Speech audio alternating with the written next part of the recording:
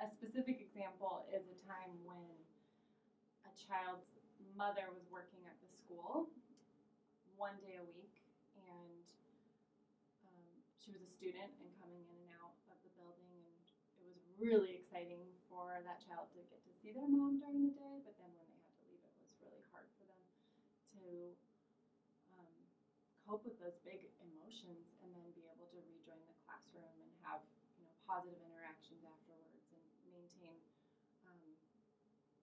involvement in what was going on in the class and be able to participate with their peers. So after a while, after 2 weeks of noticing that that was a problem, I talked to the child about making a story about it to help when it was time for their mom to go home and leave the school.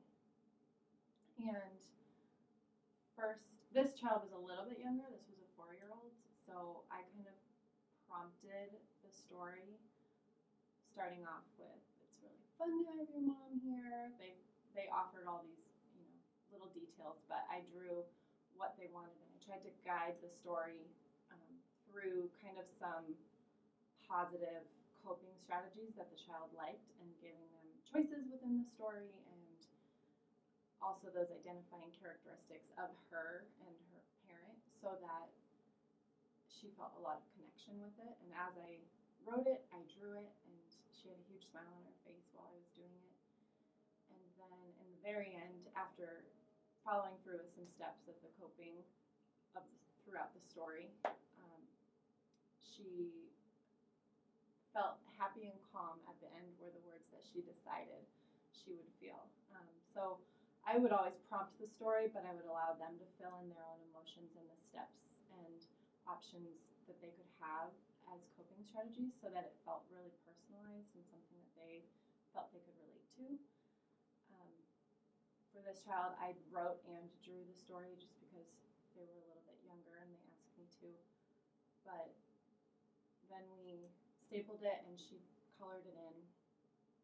And we showed her mom and read the story through with her mom after we had created it, and talked about it being a plan. And she showed the other teachers in the room, and she seemed to have a lot of pride in the fact that she was in the story and it was about her. And then we would read it. We kept it in a special spot in the classroom. This one we kept with the teachers. Other ones we've kept in their cubbies or let them keep it somewhere special, but this one we kept with the teachers because we wanted to be able to grab it whenever we needed it.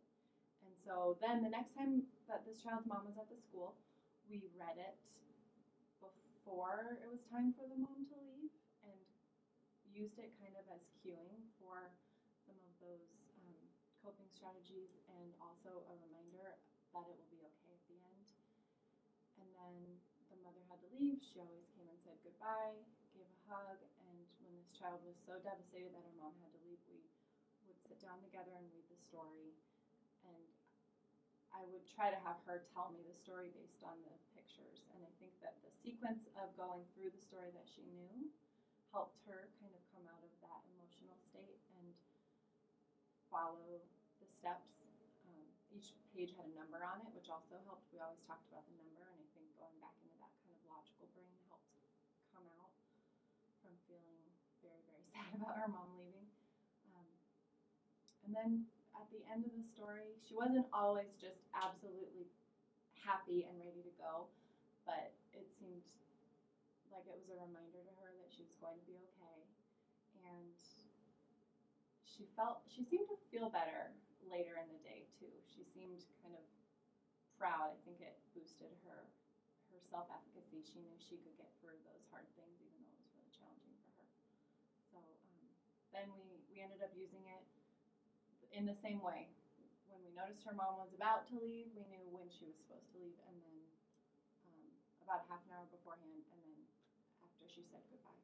And it helped this child really process that.